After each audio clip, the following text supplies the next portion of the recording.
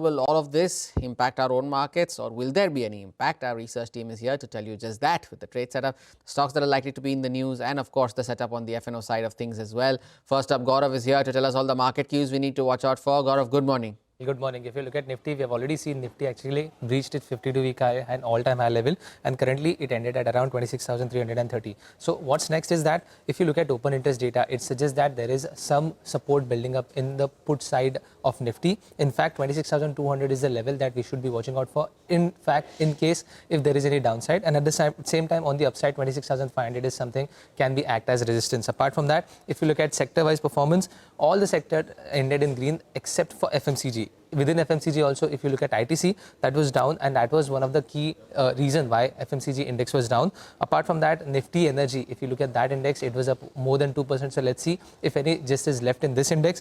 Weekly, if you look at the performance, Nifty Metals and Nifty PSU banks actually led the rally in the last week. So let's also watch out for all the stocks in Nifty Metals and Nifty PSU banks. Remember, results are also coming in. So let's see if it is going to have any grip on the indices. Other than that, if you look at the specific stocks, watch out for IDBI Bank. It was up more than 10%. And remember, on the weekend, we also saw quarterly updates coming up from the bank, which was healthy.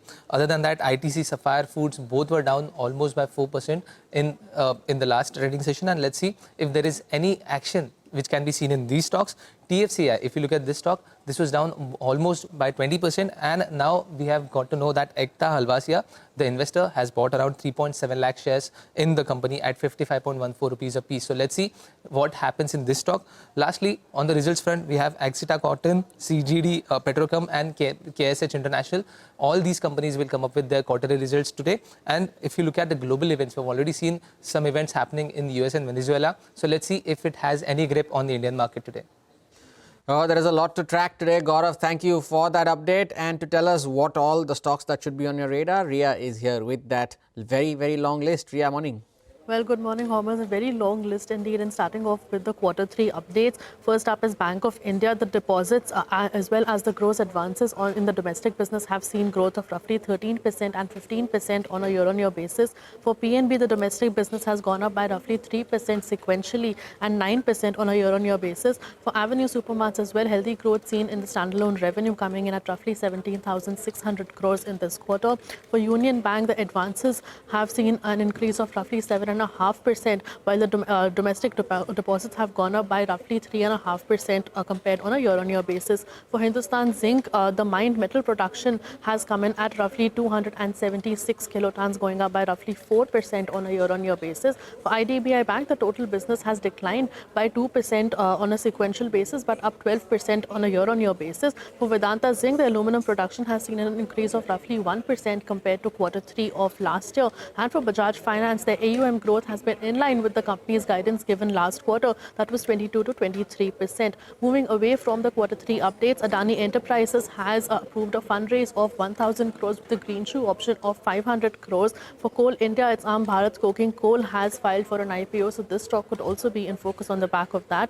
Trident's Group CFO Rahul Rungta has resigned with effect from the 2nd of January. For Kiri Industries, this company has received roughly $689 million from Dystar stake sale after a legal battle. And remember, the stock has also been in focus over the last couple of weeks, so watch out for this one in today's trading session as well. And the last stock is Nive Limited, backing an order worth roughly 293 crores from the Indian Army for the manufacture and supply of ground equipment for universal rocket launcher systems. Ria, thank you for that update there. Lastly, Sudarshan joins in with cues from the FNO space. Sudarshan, good morning. It's a record high. What is the FNO data pointing towards? So, good morning, Hormaz, and it's the first full week of 2026, and Nifty firmly holding the levels above 26,000, and now it has formed the base in the range of 26,000 to 26,100, and the support majorly is coming from Nifty Bank, especially from the PSU bank side. All the PSU banks have been moving higher over the last few days, and if you take a look of the FI's action, mostly their action has been on the long side. In the index futures, they have done buying. Also, they have added long position positions of more than 2,500 contracts, reduced short positions of more than 11,000 contracts, and now their long exposure has increased to 11% from the earlier level of 9%. Now, in the options data on the call side, 26,200 has seen shedding, while the maximum addition was seen in 26,500, and on the put side, 26,300 and 26,250, both these strike rates have seen the addition, but at the same time, premium for both these options has moved lower. So I've just taken the support for Nifty, 26,000, that's the 50-day moving average. Resistance, 26,500 would be the first resistance. That's the most active option for Nifty. And as far as Nifty banking is concerned, support would be around 59,700, Friday's intraday low. One stock is in the band, that is SAIL, and two stocks that have been seeing fresh strong, SBI and Angel One. Sudarshan, thank you for that update there. 90 points higher now is where the implied open currently is.